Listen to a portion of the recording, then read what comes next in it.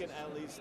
I know it, like it's not a Yeah, the average ticket price sold is what we typically focus on. And as of right now, Thursday mid-afternoon, it's right around 6,800, which puts it right in line with the 2020 Super Bowl pre-pandemic, and right around where we were this time last year as well in LA, which was a unique pricing point because of the fact that you had a hometown team that doesn't really typically happen. Well, I guess, what was the thing with Ticketmaster? Was it like when they need increases, the ticket price goes up? Well, they have something called like regulations. Yeah, so currently the get-in price on StubHub is about $3,200. To put that in perspective, we also have about 3,400 tickets still available. So although that seems like a lot of tickets, when you put in the account that the stadium holds 64,000, it's really a small subset. So hard to predict where prices go, but the idea that, hey, we'll just wait till Super Bowl Sunday, ticket prices will go down, we don't anticipate that to be the case with the amount of demand we're seeing in the market and the limited amount of tickets still available.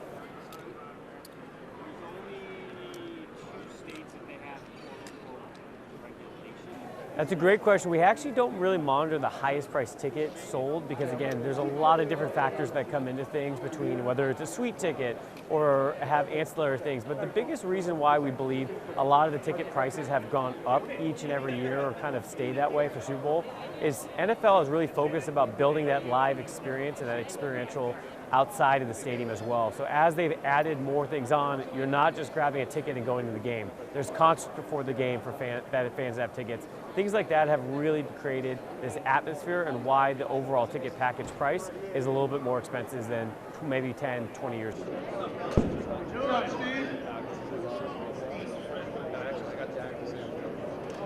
It's affected us in the sense that what we want to do is create the healthiest and safest environment for all fans out there.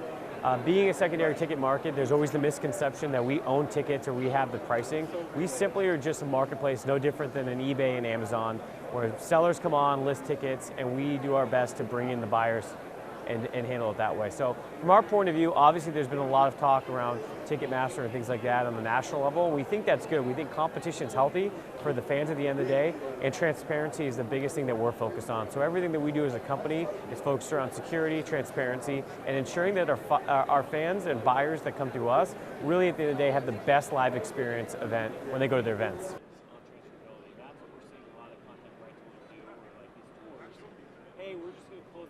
So we don't handle any ticket pricing on tickets on our side. So again, the NFL will handle whatever the face value ticket is, and people can list for a ticket for anything they want on our side. So that's why there's always stories out there and say, hey, there's a ticket on StubHub for $75,000. It's like, well, that's what someone decided to list maybe a ticket for. It does not mean that that's actually what's going to move. Really, at the end of the day, our prices are really showing what the market can bear and what supply and demand is, and that's why you see ebbs and flows throughout the life cycle. It's not illegal to sell, it's illegal to have like a partnership. So like Arkansas, for example, the Arkansas